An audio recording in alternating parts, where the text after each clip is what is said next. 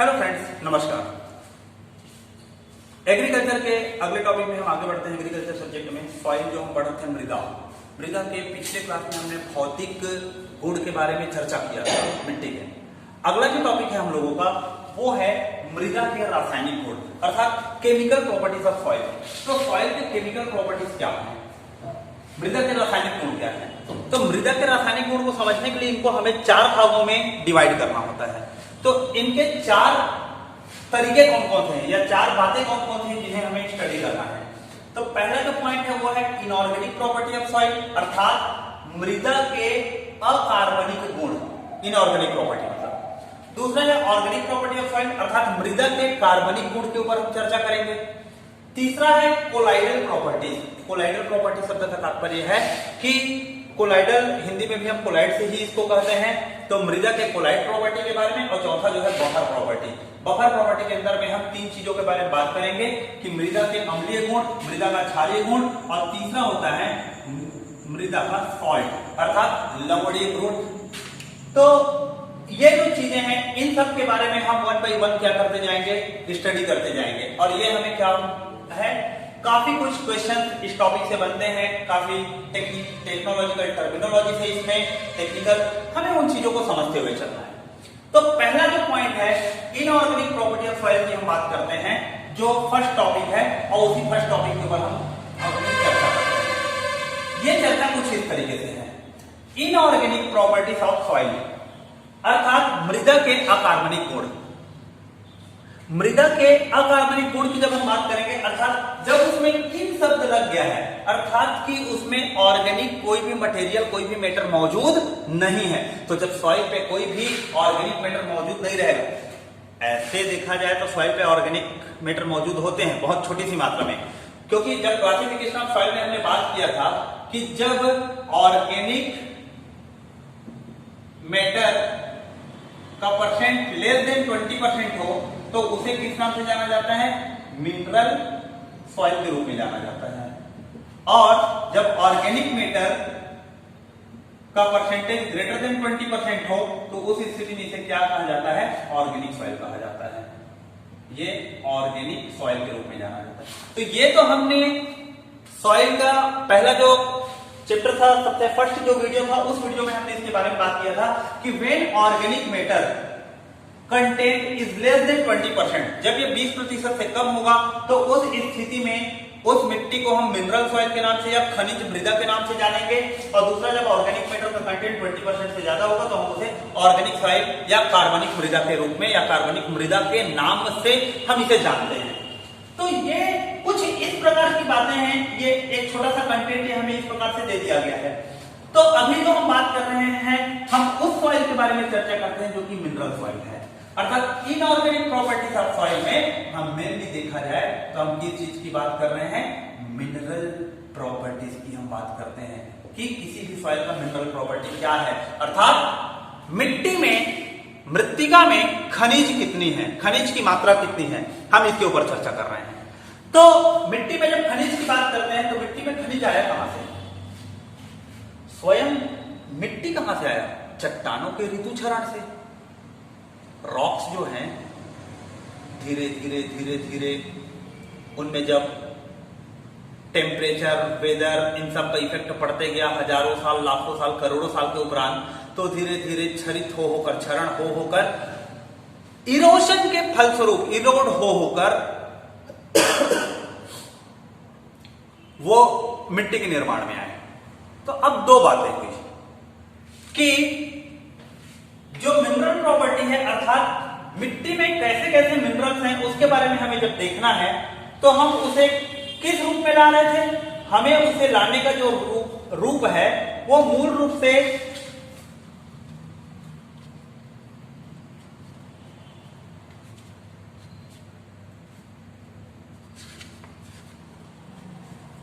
कुछ इस तरीके से है, मूल रूप से कि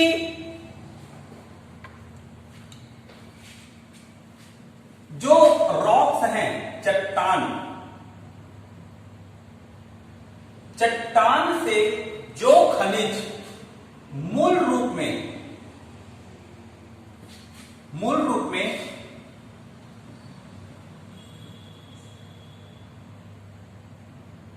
10 का 10 मृदा का हिस्सा बन गया, मृदा का हिस्सा बना, ऐसे खनिज को हम प्राइमरी मिनरल के नाम से जानते हैं।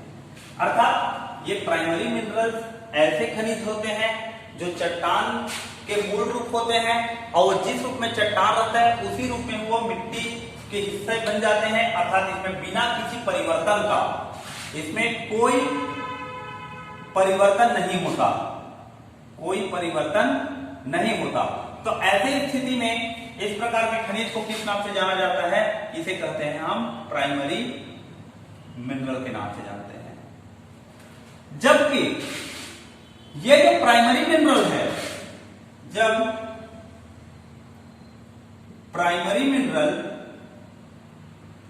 चाहे सॉइल से चाहे रॉक से, दोनों से परिवर्तन के पश्चात परिवर्तन हुआ, परिवर्तन होने के बाद वो अन्य यौगिक में भी क्या हो गए? बदल गए। तो जो मिनरल जो बनता है उसे सेकेंडरी मिनरल कहते हैं, सेकेंडरी मिनरल के नाम से जानते हैं। मतलब दो बातें हैं यहां पर। प्राइमरी मिनरल या प्राथमिक खनिज किसे कहते हैं? वो खनिज जो चट्टान में जिस रूप में मौजूद है, बिना किसी परिवर्तन के, बिना किसी प्रकार के चेंजेस के, वो एज इट इज मिट्टी में आकर मिल जाते हैं, या ऋतुक्षरण होने के पश्चात या चट्टान में इरोजन होने के पश्चात भी वो एज इट इज फॉर्म पर मिट्टी में आकर मिल जाते हैं या मिट्टी के हिस्से बनते हैं। उनको क्या कहा जाता है? प्राइमरी मिनरल्स कहते हैं। और यही प्राइमरी मिनरल्स जब धीरे धीरे धीरे धीरे परिवर्तन होते हैं, तो ये प्राइमरी मिनरल या तो डायरेक्ट चट्टान से परिवर्तित होकर सॉइल में मिलते हैं, या मिट्टी में मौजूद प्राइमरी मिनरल जब क्या होते हैं? परिवर्तित होकर दूसरे रूप में बदल जाते हैं, तो हम उसे क्या कहते हैं? सेकेंडरी मिनरल के नाम से जानते हैं। तो प्राइमरी मिनरल और सेकेंडरी मिनरल के एग्जाम्पल क्या क्या है? हम एग्जाम्पल को ध्यान दे रहे हैं। तो प्राइमरी मिनरल के जो एग्जाम्पल है, वो एग्जाम्पल को हमें ध्यान रखना है। एग्जाम्पल है क्वार्ट्ज, मस्कोविट, ऑर्थोक्लेस। इनके एग्जाम्पल क्या क्या है? प्राइमरी मिनरल के, प्राइमरी मिनरल का एग्जाम्पल है पहला क्वार्ट्ज, दूसरा मस्कोविट, तीसरा ऑर्थोक्लेस, चौथा बायोटाइट, माइक्रोलाइन, प्लेगियो, बायोटाइट, माइक्रोलाइन, प्लेगियो, हॉर्नब्लैंड,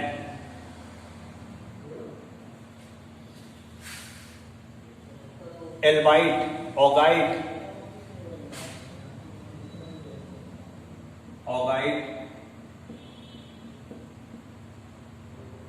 एल्बाइट, ये जितने भी हैं, ये जो नाम ऊपर में लिखे गए हैं, ये नाम प्राइमरी मिनरल्स के उदाहरण है। इनमें एक दो और नाम है, उसे मिले एनोर्थाइट और ओलिविन। एनोर्थाइट और ओलिविन, ये 10वां और ये 11वां।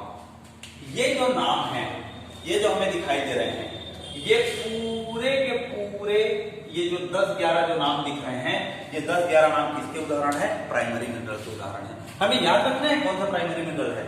इसी प्रकार जब सेकेंडरी मिनरल की बात करते हैं, तो सेकेंडरी मिनरल में है जियोथाइट, हेमेटाइट, जिप्साइट। इसमें है पहला जियोथाइट, हेमेटाइट, गिप्साइट, और उदाहरण क्या क्या है इनके? Clay mineral, dolomite, calcite, gypsum, dolomite, calcite और जिप्सम।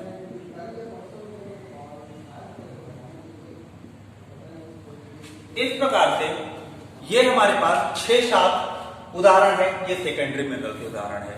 अर्थात द्वितीयक खनिज है, ये प्राथमिक खनिज, ये द्वितीयक खनिज। इतने प्रकार इन टाइप के जो खनिज हैं वो किसमें प्राप्त होते हैं? हमें मिट्टी में मिले हुए रहते हैं, मिट्टी में रहते हैं ये।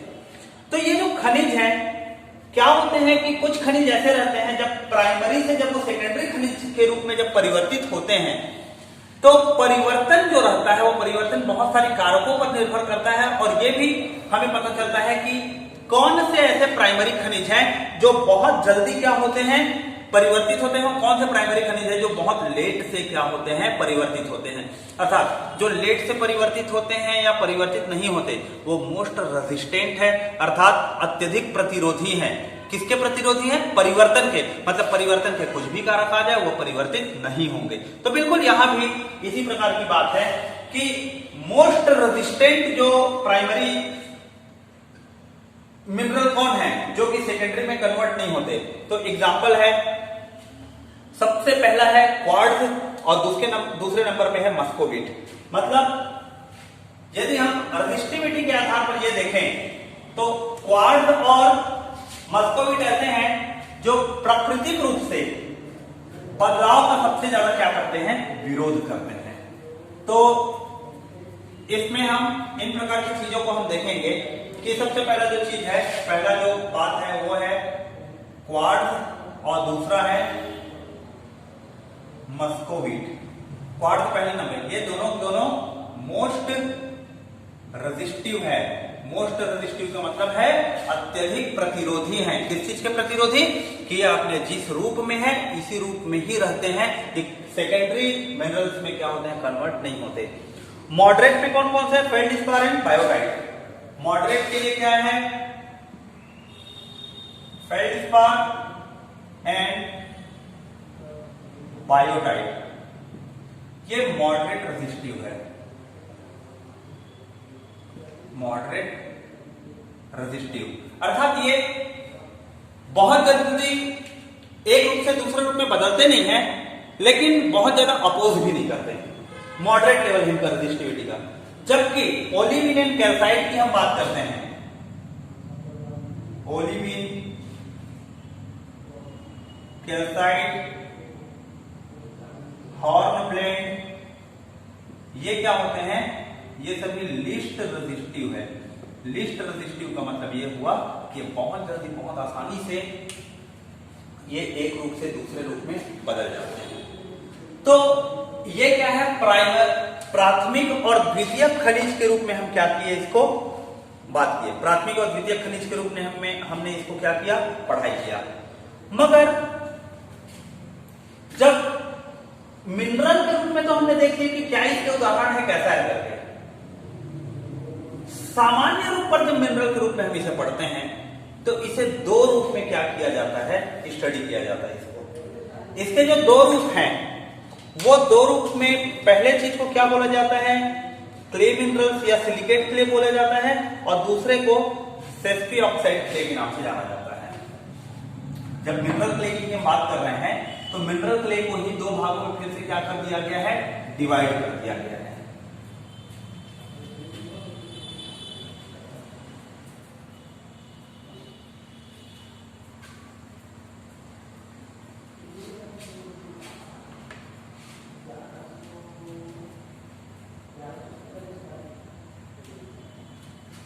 अब ये जो चीज है कि क्ले मिनरल जो है, क्ले मिनरल्स को फिर से दो भाग में बांटा गया।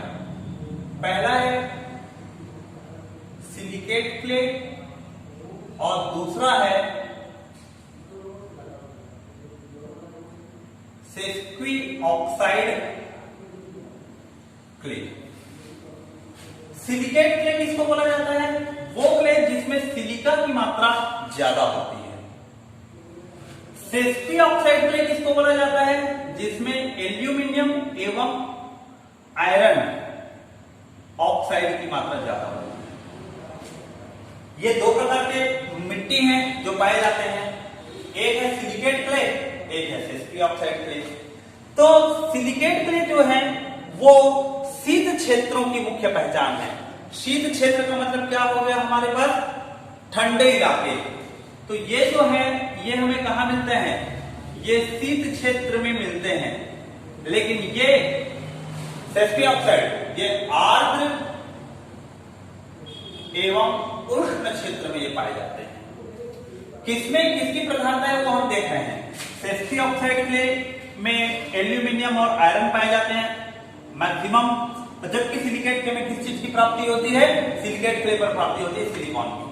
सेस्की ऑक्साइड ये जो शब्द है, ये शब्द किस चीज को निरूपित करता है। सेस्की ऑक्साइड का एक संगठन होता है और ये संगठन जो है वो संगठन है हम लोगों के पास में, इस संगठन का नाम है Al2O3 dot Fe2O3 dot TiO2। ये जो रासायनिक संगठन लिखा गया है, इस रासायनिक संगठन का एक सिंगल नेम दिया गया है सेस्की ऑक्साइड। ये जो सेस्की ऑक्साइड है इसमें एल्यूमिनियम के भी ऑक्साइड होते हैं, इस पर आयरन का ऑक्साइड होता है और कुछ मात्रा में टाइटेनियम के भी ऑक्साइड्स होते हैं जो मौजूद रहते हैं। तो ये मिट्टी में क्या होते हैं, पाए जाते हैं। बाकी इनके जो आगे के जो पॉइंट हैं इन दोनों के बारे में, उसके बारे में हम पढ़ाई किस चीज में करेंगे, इसके कोलाइडल प्रॉपर्टीज के ऊपर हम इसमें बात करेंगे। या अभी हम यहीं से क्या कर सकते हैं, इसको इसके बारे में स्टडी कर सकते हैं कि अधिक वर्षा वाले क्षेत्र में प्राप्त तो होते हैं। इनके आधार पर मिट्टी के क्या निकाले जाते हैं, ये जो सिलिकेट क्ले है या सेस्की ऑक्साइड जो क्ले है, इसके आधार पर एक रेशियो निकाला जाता है, जिस रेशियो को बोला जाता है सिलिका सेस्की ऑक्साइड रेशियो के नाम से जाना जाता है। अब ये सिलिका सेस्की ऑक्साइड जो रेशियो है, ये रेशियो सामान्यतः ये समझ लो, ये दोनों मिट्टी के या किसी भी मिट्टी के लिए इस प्रकार के अनुपात को निकाला जाता है। इस अनुपात को देखकर या इस अनुपात के आधार पर यह पता लगाया जा सकता है कि किस मिट्टी में सिलिका की मात्रा ज्यादा है तो किस मिट्टी में एल्यूमिनियम या आयरन की मात्रा ज्यादा है, इस बात को बताया जाता है। तो सिलिका सेस्की ऑक्साइड जो रेशियो है, ये रेशियो सामान्यतः जिस भूमि में या मूल चट्टान पर ये लगभग कितना रहता है, 6 होता है। मतलब मूल चट्टान की यदि हम बात करें, मूल चट्टान पर इसका मान कितना होता है, 6.00 होता है। अधिकांश मृदा में इसका मान 1.25 से 3.5 होता है। दूसरा, सामान्य रूप से इसका मान जो रहता है 1.25 से 3.50 तक होता है। ये रेशियो का कम होने का तात्पर्य क्या होगा कि सिलिका अपॉन सेस्की ऑक्साइड, ये रेशियो को आप देखो, ये रेशियो ज्यादा है तो इसका मतलब है कि अंश का मान ज्यादा है और हर का मान क्या है, कम है, तभी तो ये रेशियो का मान ज्यादा होगा। तो यदि इसका रेशियो हाई है, इस बात को ध्यान देंगे कि यदि ये रेशियो हाई है, इसका मतलब वो सिलिकेट क्ले को इंडिकेट करता है, अर्थात उसमें सिलिका की मात्रा ज्यादा है। मगर जब ये रेशियो लो होगा, कम होगा, तो इस स्थिति में उस मिट्टी में एल्यूमिनियम का या आयरन की मात्रा क्या होगी, ज्यादा होगी। एल्यूमिनियम आयरन कंटेंट जो है वो अधिक होगा और जिसमें ये रेशियो जो है, ये रेशियो क्या रहेगा, मिड रेंज पर होगा। इसका मतलब वहां सिलिका, एल्यूमिनियम, आयरन ये सभी लगभग क्या होंगे, बराबर के अनुपात में प्राप्त होंगे। तो सिलिका सेस्की ऑक्साइड जो रेशियो होता है, ये रेशियो ये बताने का काम करता है, या इस रेशियो से हम क्या ज्ञात कर सकते हैं कि यदि इसका मान ज्यादा है, जैसे कि 6 है, 7, 8 है, इस प्रकार के रेंज पर है, तो इसका तात्पर्य है कि उस मिट्टी में एल्यूमिनियम आयरन की मात्रा कम है, उसमें सिलिका की मात्रा ज्यादा है, अर्थात तो सिलिकेट क्ले को या उससे जो मिट्टी जो बना हुआ है वो सिलिकेट क्ले को बताता है। जब इसका मान कम रहता है, इसका मतलब है कि वहां पर एल्यूमिनियम और आयरन का कंटेंट क्या है, ज्यादा है, इस चीज को रिप्रेजेंट करता है। अलग अलग प्रकार के मिट्टियों के लिए इनका जो रेशियो है वो अलग अलग बता दिया गया है और इसको हमें क्या करना होगा, याद रखना होगा। तो अलग अलग मिट्टी के लिए एक छोटा सा टेबल है, ये टेबल मैं यहाँ पर ड्रॉ कर रहा हूं, उस टेबल के आधार पर हम क्या करेंगे, चर्चा करेंगे कि इसका जो रेशियो है वो रेशियो किस प्रकार से है। तो सबके लिए पहला है ब्लैक सॉइल के लिए, ब्लैक सॉइल के लिए इसका वैल्यू क्या है। दूसरा है ग्रे सॉइल, फिर रेड एंड ब्राउन सॉइल है। ग्रे सॉइल के लिए हो गया रेड और ब्राउन सॉइल के लिए हुआ, और लास्ट है लैटराइट सॉइल।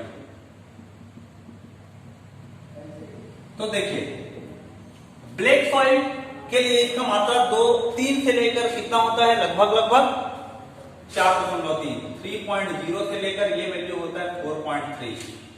ग्रे सॉइल के लिए ये वैल्यू मोर देन 2.5 होता है, ग्रेटर देन 2.5 होता है। ब्राउन सॉइल के लिए ये वैल्यू होता है 2 से 2.5, 2 से 2.5। देखिए इसका वैल्यू कम हुआ, अर्थात वो रेड सॉइल के लिए है, तो रेड सॉइल में प्रधानता किसकी होती है, आयरन की प्रधानता होती है। लेटराइट सॉइल में इसका वैल्यू कितना होता है, लेस देन 1.33 होता है। लेटराइट सॉइल वाले एरिया पर एल्यूमिनियम की प्राप्ति ज्यादा होती है, अर्थात देखो इसका रेशियो कितना है आपके पास, लेस देन 1.33, 1.33 से इसका मान कम होता है। तो इस चीज के बारे में हमें देखना है। तो अलग अलग सॉइल के लिए इन चीजों को ये क्या है बता दिया है।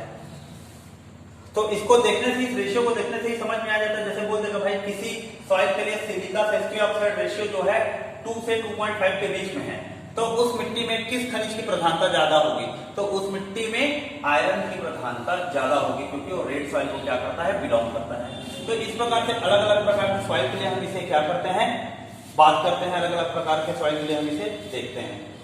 तो ये तो क्या है, रासायनिक गुण में पहला जो था इनऑर्गेनिक प्रॉपर्टी के बारे में। इनऑर्गेनिक में हमें मूल रूप से यही देखना था कि मिट्टी में कितने प्रकार के खनिज होते, कितने प्रकार के मिनरल हैं जो प्राइमरी और सेकेंडरी है, और ये प्राइमरी और सेकेंडरी मिनरल किस रूप में प्राप्त होते, किस रूप में बनते हैं, हमने इन चीजों को देखा। अगला जो बात है, नेक्स्ट प्रॉपर्टी जिसके बारे में हम चर्चा करते हैं वो है, चूंकि सीरीज में आप देखोगे तो तीसरे नंबर पर मैंने कोलाइडल प्रॉपर्टी को लिखा है, मगर कोलाइडल प्रॉपर्टी को इनऑर्गेनिक प्रॉपर्टी के साथ ही पढ़ने में क्या होता है, इसी का अगला ही सीक्वेंस होता है कोलाइडल प्रॉपर्टी। तो अब चलिए, अब जो अगला जो स्टडी जो हम करने जा रहे हैं वो है इसके कोलाइडल प्रॉपर्टी के बारे में चर्चा करते हैं कि कोलाइडल प्रॉपर्टी क्या है और हमें क्या पढ़ना है इसके बारे में।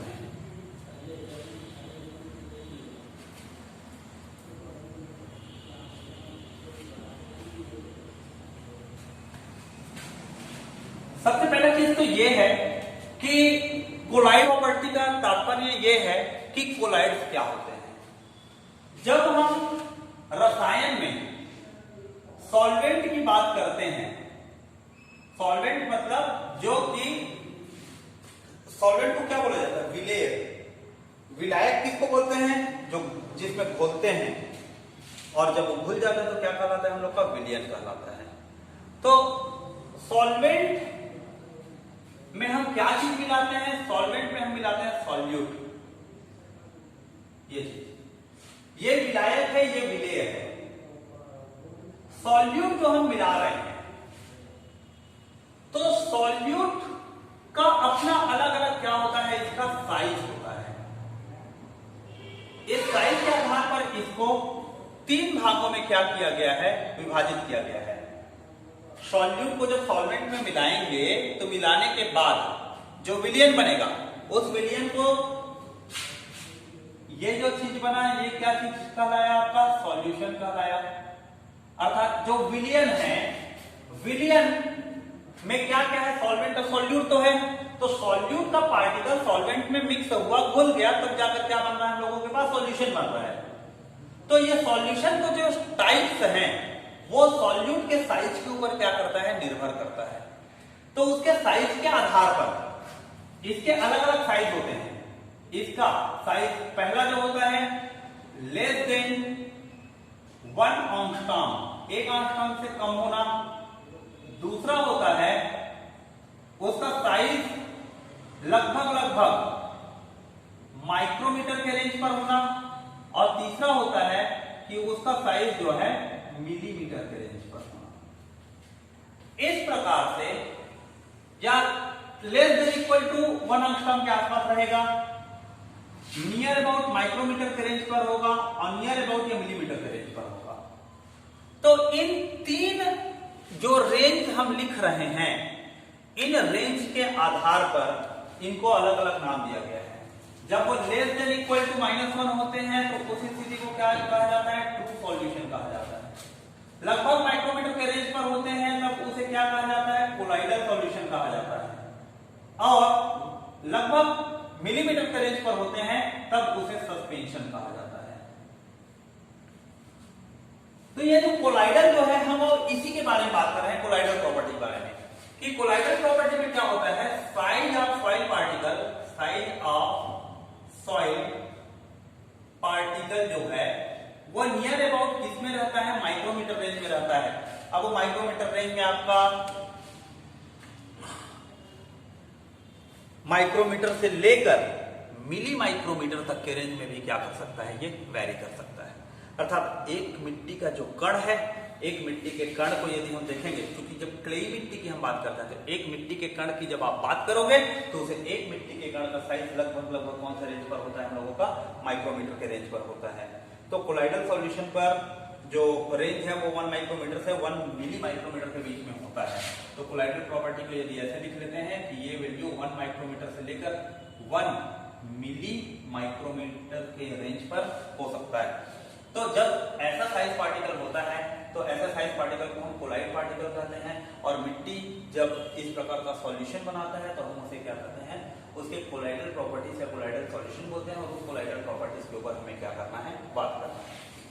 तो क्या होता है कि जब हम क्लेई सॉइल की बात करते हैं, जब सिलिकेट क्ले की हम बात करते हैं, सिलिकेट क्ले की हम बात कर रहे हैं, तो सिलिकेट क्ले का जो कोलाइड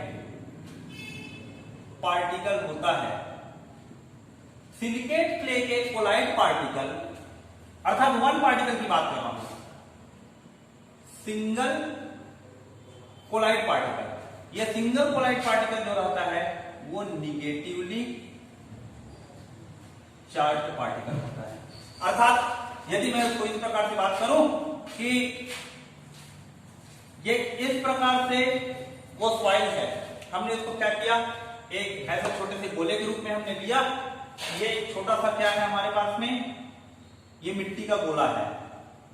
गोला मतलब कि एक छोटा सा कण है। ये कण का आकार कितना है? 1 माइक्रोमीटर के रेंज पर है। इसको हम ऐसे बड़ा करके दिखा रहे हैं। ये जो एक मिट्टी का छोटा सा गोला है, इसमें ऋणात्मक आवेश है। अर्थात सब तरफ मैंने इस प्रकार से लाइन क्या कर दिया? खींच दिया। तो इसका तात्पर्य क्या हुआ कि इसमें निगेटिव आयन है, ऋण आवेशित है। ये ऋण आवेशित एक जो पार्टिकल होता है, इस एक पार्टिकल को बोला जाता है मिसेल, MISCEAA। इसे किस नाम से जाना जाता है? मिसेल के नाम से जाना जाता है। यह भी सूखी मिट्टी का है।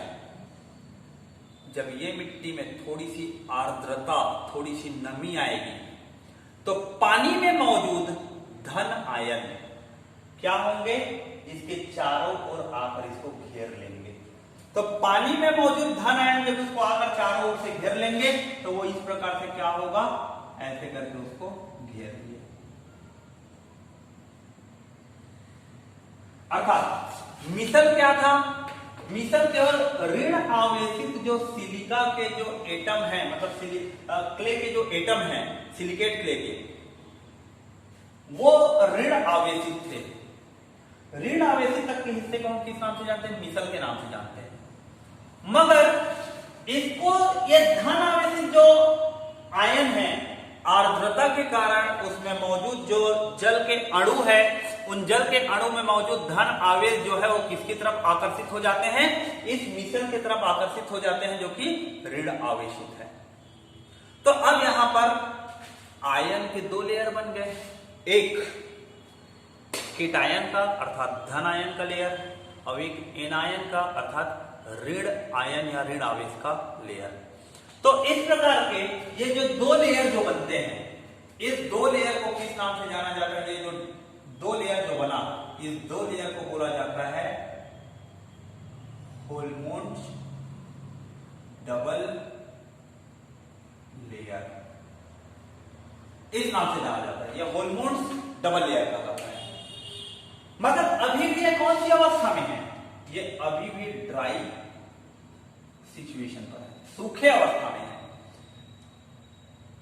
मॉइस्चर उसके नजदीक में आया तो उसके सिर्फ और सिर्फ पॉजिटिव चार्ज जो है मिसल के चारों ओर निगेटिव को घेर लिया जाकर, मगर मिट्टी गीला नहीं हुआ है, अभी ड्राई सिचुएशन पर है।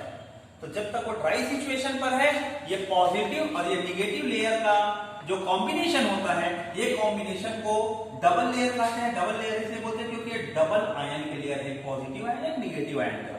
और इसके बारे में किसने स्टडी किया था? होल्मोन्स ने। तो इसलिए उसने उस लेयर का नाम क्या रख दिया? होल्मोन्स डबल लेयर इसका नाम रख दिया। अब जब इसे हम क्या करेंगे, वेट सिचुएशन में लाएंगे, अर्थात वेट सिचुएशन का तात्पर्य क्या है, थोड़े से इसको गीला करेंगे मिट्टी को, थोड़ा सा वो वेटेड होगा, तब इस स्थिति में क्या देखने को मिलेगा हमें कि इसकी आकृति रहेगी तो बिल्कुल ऐसी, मिसल तो ऐसा ही है, मिसल बिल्कुल इसी तरीके से ही है।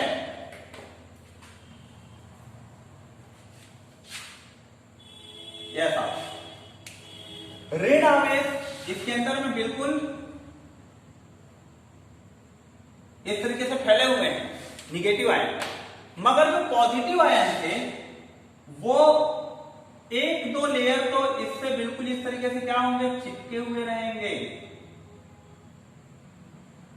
और कुछ जो है इसके आसपास के एरिया में क्या हो जाएंगे, डिफ्यूज हो जाएंगे।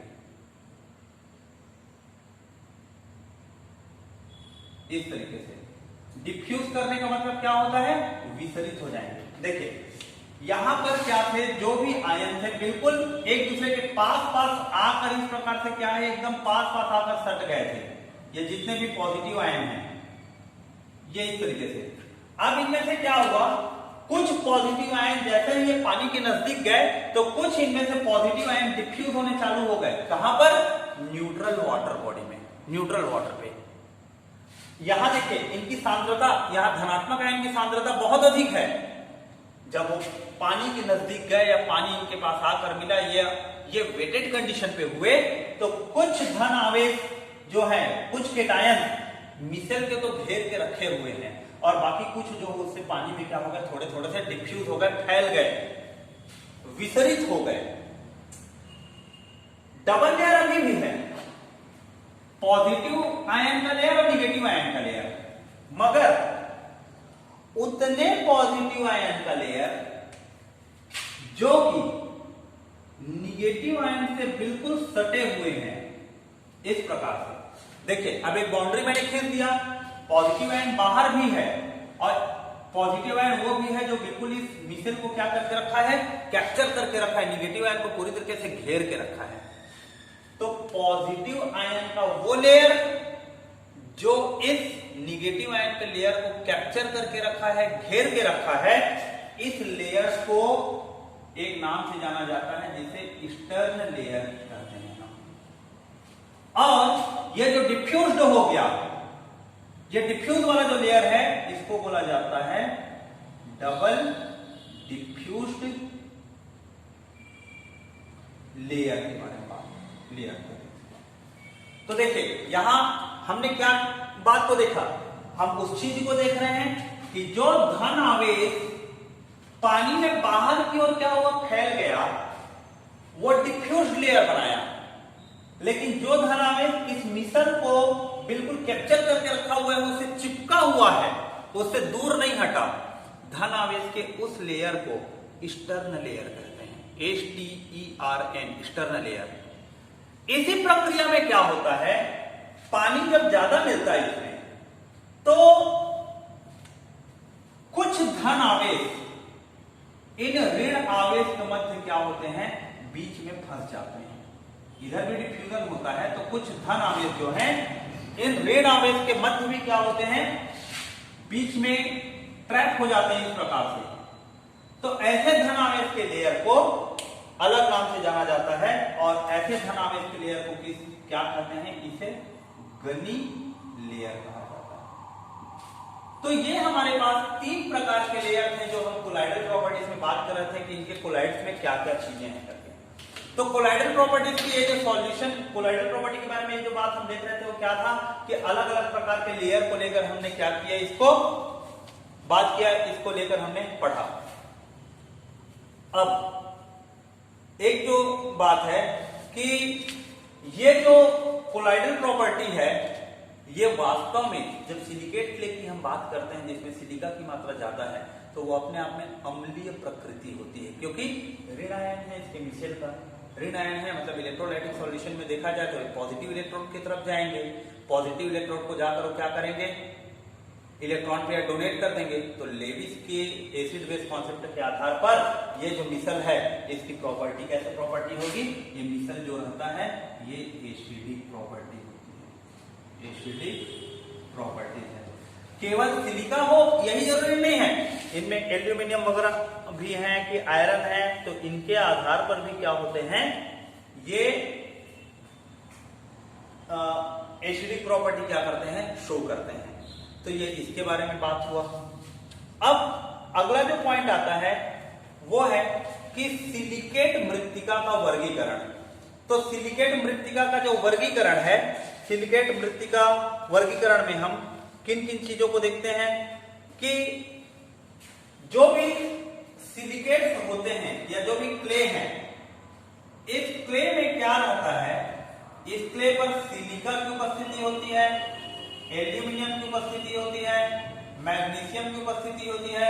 इनके आधार पर इनके लेयर के स्ट्रक्चर्स डिसाइड होते हैं कि लेयर के अलग अलग स्ट्रक्चर होते हैं, उन अलग अलग स्ट्रक्चर के आधार पर मृत्तिका खनिज का पुनः वर्गीकरण किया गया है। तो इस टॉपिक का जो नेक्स्ट पार्ट है मृत्तिका खनिज का वर्गीकरण, इसे हम अगले वीडियो में देखेंगे। धन्यवाद।